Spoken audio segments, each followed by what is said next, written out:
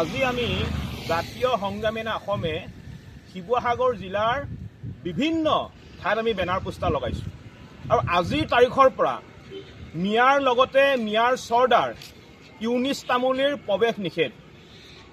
আমাৰ জাতীয় সংগ্ৰামী অসমৰ লৰাই ইউনিছ তামুলীক য'তে সন্মুখতে দেখা পাব তাতে কিন্তু কাণত ধৰাই আঁঠু কঢ়াই থ'ব।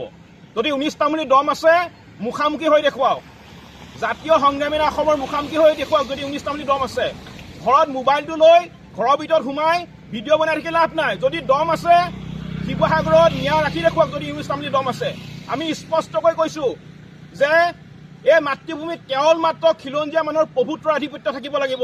ইয়াত কোনো কাৰণতে মিয়াৰ দমভালি নচলিব আৰু মিয়াৰ হৈ ওকালতি কৰা এটাকো কোনো কাৰণতে আমি শুধাই নেৰোঁ। আমি জাতিৰ কাৰণে মৰিবলৈ আৰু মাৰিবলৈ ভয় নকৰোঁ আৰু এইবিলাক বাঘ হেনা নে মেকুৰী হেনা এইবিলাকৰ কোনো কাম নাই।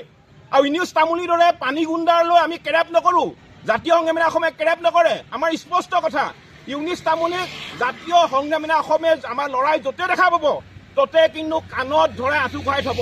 আমুক নিৰ্বাচন আহি আছে, নিৰ্বাচনৰ পিছৰ পৰাই পুনৰ জাতীয় সংগ্ৰামী অসমে উজনি অসমত মিয়া খেদা অভিযান আৰম্ভ কৰিব। গণি গণি এটা দুকৈ মিয়া আমি উজনি অসমত খেদি পঠিয়াম। কাৰোবাৰ যদি দম আছে উজনি অসমত এটা মিয়া ৰাখি দিয়ক। আমি পুনৰবাৰ কৈছোঁ, যদি কাৰোবাৰ দম আছে উজনি অসমত এটা মিয়া ৰাখি দেখুৱাওক। নিৰ্বাচন শেষ হোৱাৰ পিছতে, ৰিজাল্ট ঘোষণা কৰাৰ পিছতে জাতীয় সংগ্ৰামী অসমে পুনৰ আমি উজনি অসমৰ পৰা মিয়া খেদিবলৈ আৰম্ভ কৰিম।